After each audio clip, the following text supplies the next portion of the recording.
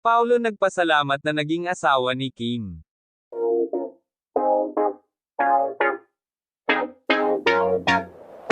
Mainit pa ring pinag-uusapan sa social media ang linlang ng ABS-CBN, ang numero 1 palabas sa Prime Video Philippines, at sa ibang bansa dahil sa sunod-sunod na pag-viral ng mga eksena sa serye na umaani ng papuri mula sa mga netizen. Ilang oras matapos lumabas ang pinakabagong episode nito noong Huwebes, nag-trending sa social media ang eksena ng paghaharap nina Kim Chu, Juliana, at Kayla Estrada, Sylvia. Bilib na bilib ang mga netizen sa kapamilya stars dahil sa kanilang husay sa pag-arte.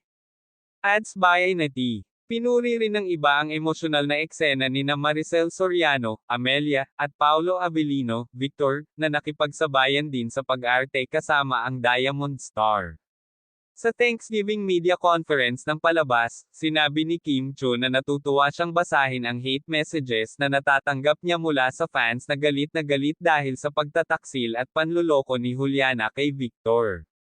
Malaki rin ang pasasalamat niya sa mga director ng serye na sina FM Reyes at Jojo Sagwan dahil sa paggabay sa kanya sa pag-arte.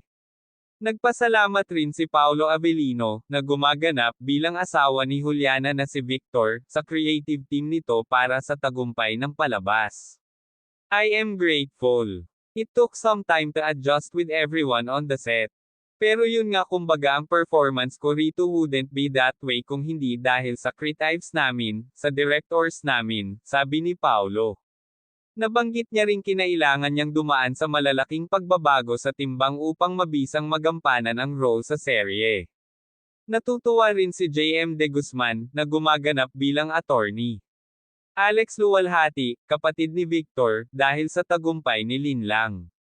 Sobrang grateful nga po na marami ang nagko-comment at nagpi-feedback, maraming tumatangkilik at marami ring galit sa akin, maraming napipikon. Maganda po talaga ang pagkakasulat ng script, kaya susunod na lang po ako, pahayag ni JM. Samantala, mas marami pang magiging pasabog sa mga susunod na episode dahil magsisimula na ang paghihiganti ni Victor kina Juliana at Alex, JM De Guzman, na paniguradong kakahumalingan na naman ng mga manunood. 2 episode ng Linlang ang ipinapalabas sa Prime Video tuwing Huwebes. Available rin ito sa mahigit 240 bansa at teritoryo sa buong mundo. Speaking of Kim, marami pa ring nagwi-wish na sana'y hindi totoong break na sila ni Sian Lim.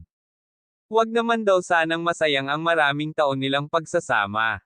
Pero ang inamin nga ni Kim ay hindi niya sinabi kay Sian ang mga ginawa niya rito sa Linlang na talagang bongga ang mga eksena lalo na ang mga bed scene umaatikabo talaga.